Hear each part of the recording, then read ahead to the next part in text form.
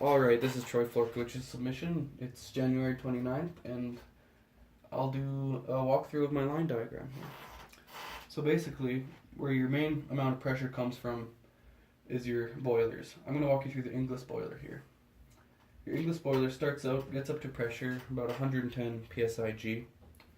So you'd have your non-return valve open, your pressure comes through your non-return valve, through your gate block valve, through your to your high pressure header. So in this scenario, we're only pressurizing up the west side. So we have our cross ties here. We want to keep them closed so that we don't export it to this side. We only want our west side. So the pressure follows through here, and you want to make sure your bypass line is closed here because there's no regulator on that. So you're not regulating the amount of pressure going through there. You want to go through your letdown station. So that has a regulator, and that regulates the amount of pressure that goes from your high pressure header to your low pressure header. Your regulator slowly regulates the amount going through, and you make sure you're watching your gauge glass while it's happening because you want to do it very slowly, at least 10 psig per 10 seconds. So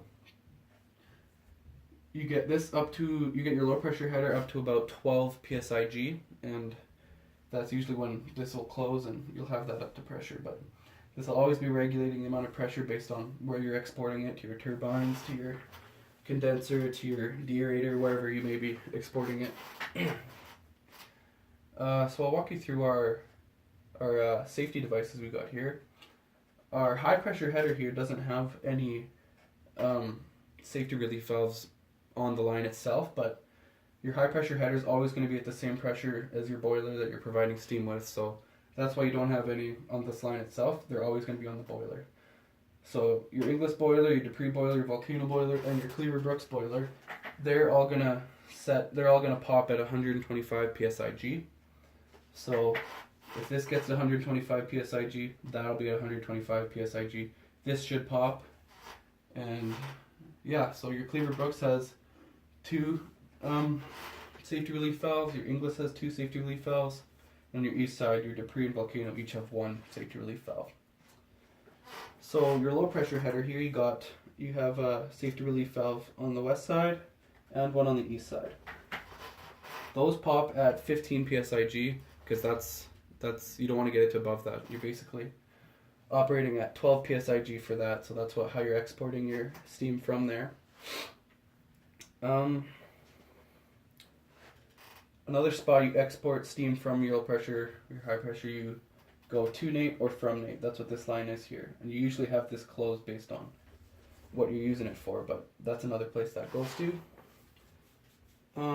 You also have vents here on your west side, and you got a vent on your east side, and you also have one on your west side for your high pressure header as well. And those remain closed until you want to get rid of all your steam. So if you were to get rid of it, you would slowly open these and let pressure out, and you can verify by looking outside as well for that. What else do we got here? We got drain lines here for condensate. So our turbine over here, we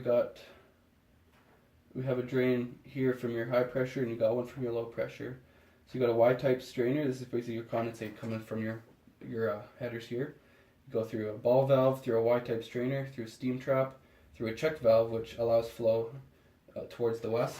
You got another ball valve if you want to use that. And that runs and connects to the condensate tank, and that's where your condensate from your headers goes.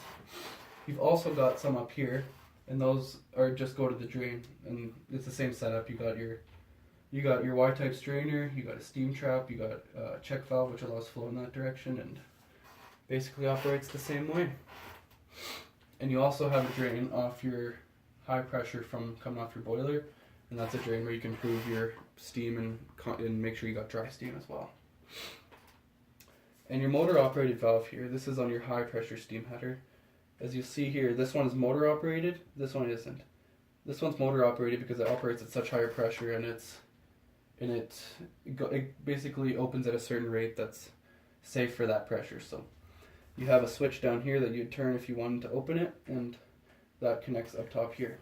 So you can control that from down below, and your cross tie here on this side is chain operated. So that's how that operates. Thank you.